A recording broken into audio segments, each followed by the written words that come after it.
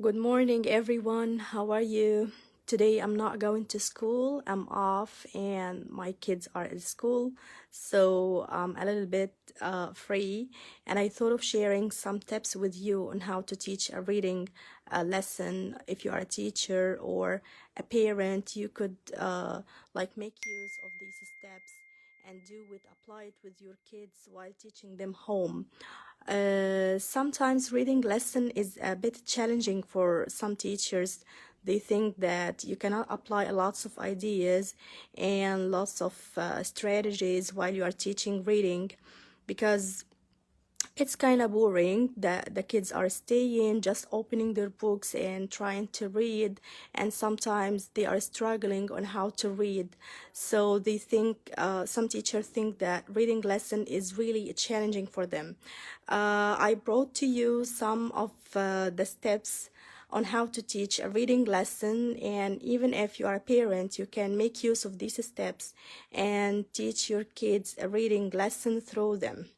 Let's first of all, let's deal that while you are teaching a reading lesson, there should be 3 phases that you are going through to teach your kids or your students. The first thing, you have to divide the lesson into 3 phases, as I said. The first phase is the pre-reading phase, and then the during reading and the post reading.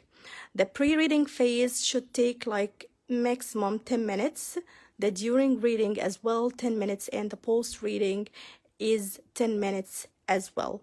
So all in all, like the reading lesson will take from us 10 10 10, so they are 30 minutes all in all for a reading session. More than this, it's gonna be boring and they will not enjoy reading more than 30 minutes. All right, so let's start together with the first step. This is an idea you can apply while you are doing your reading lesson in the pre-reading phase. In this step, we are doing this step. Why we are doing a pre-reading step? We're doing it to brainstorm the students' knowledge about the topic, to ask them what they understand or what they think about the topic, what they think the topic will be even about. And they can get these ideas through the pictures shared or attached to the text itself, through repeated words in the text itself. They will know that this text, for example, is about dolphins if they saw lots of pictures of dolphins and different types of dolphins and stuff like this in the attached to the reading. So they will know definitely that this reading is about dolphin. So I'm gonna give them a chart like this. This chart is or consists of 3 columns. The first one is what I know, and the second one, what I want to learn, and the third one, what I learned already. The third column, let's agree that this third column will not gonna be filling it during the session. It will be done after the session is ended. I just want to welcome all my friends who are attending, Sarah and Reham and Summer. I'm very happy to be having you in this life. All right, so in the first column, what I know, I have to ask my kids, after watching or after having a look about the reading itself, what you know about this reading. For example, we have a reading about dolphins, so I will ask them what you know about dolphins, and let them write like 1, 2, or 3 points about what they know about dolphins. Where do they live? What do they eat? What are the different kinds of dolphins, their colors? Okay, if any kid want to draw a dolphin, it would be really great. Okay, hi Rana, glad to be having you. And in the second column, I will ask them what you want to know more about dolphins. Do you have any questions in your mind that are related to dolphins that you want to know while reading this text? And I will leave them and give them the space to write like 1, 2, 3 points about what they want to learn about the topic that I have for the reading session. Okay, we agreed that the third column, which is what I learned, We will not be filling it right now. It will be filled later on after they read the text itself and after they get the knowledge they want and after they get all the info about the topic they are reading. Okay, so this is an idea you can apply in the pre-reading step, which is the first step in giving a reading lesson. Let's move to the second step. We said that pre-reading and during reading. So what I have shown you now is called KWL chart.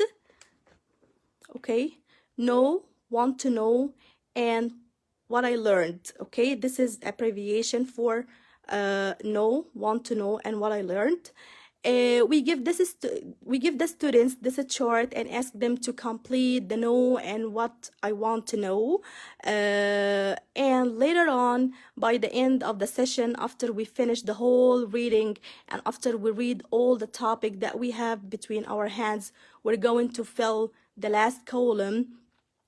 Because now after reading they got more info and they got more ideas and they can share a lot about what I learned already from the reading text. Okay, this is a sample for the KWL chart. For example, it was about dinosaurs. I know some of the kids, for example, said that T-Rex was the king of dinos. They were okay, and some ideas or some steps written by the kids about the dinos itself. This is what they know about them. And the second column, what I want to know. Some of them, for example, want to know about flying dinosaurs or where they lived, okay? And the fossils and skeletons, some of them want to see them. And we agreed that the last or the final part, which is what I learned, will be filled after they read already the reading text about the dinos. So they will be having more ideas to share with us. Like the biggest dinosaur, what was the name of the biggest dinosaur, for example, and where they were buried, where are the fossils and stuff like this. So this is how the chart will be after finishing the reading session. These two columns will be at the beginning before reading the text itself, and after reading the text they will be filling the last and the final column. All right, so this is the KWL chart. This is a sample for the during reading activity. Now we are done with the pre-reading activity, which is the KWL. Let's move to the second phase, which is gonna take from us like 10 minutes, which is the during reading activity. In this phase or in this step, I choose for you the skim and scanning technique. I like this technique a lot, and it saves times and it makes the student read fast without taking much time and reading in details. What's a skim and what's a scan? Skimming is looking for important information without reading the whole text. So they are not going to read the whole text, they will just review it with their eyes, okay, and look for important information. Scanning is like having answer right there, questions. We're gonna give them some questions to scan the text and read these questions through the scanning technique, okay. Like find a keyword or number of the questions, move your eyes quickly across the text until you find the keywords or the numbers, okay, and look for the answer around the key answer. So we're going to ask the students to skim the text, read it quickly to get an idea of the general content. And this is done through looking at the pictures attached, as I said, or looking at some of the repeated words in the text. This gives us a hint that the main idea of the text will be about dinosaurs or dolphins if this word is repeated a lot in the text, okay. Scan the text we are going to ask them to scan the text, to read it quickly, to look for particular information, like for example, a date mentioned in the text, for example, or a name of a person, a name of a famous inventor, or something like this. So I'm going to ask them, give them a certain task, give them a question, search for the name of the inventor of the telephone, for example. So I give them a specific task to be done through the scanning technique. Okay, this is during reading activity.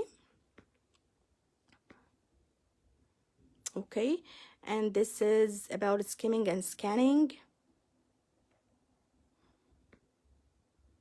Okay, the final phase, which is the post-reading step.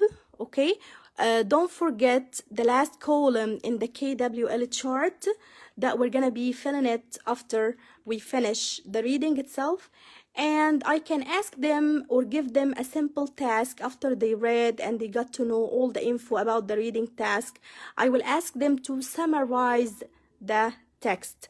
This is one of the techniques I like to use a lot with my students, because when I'm asking them to summarize, here I'm working on two skills. I'm working on reading and writing, okay?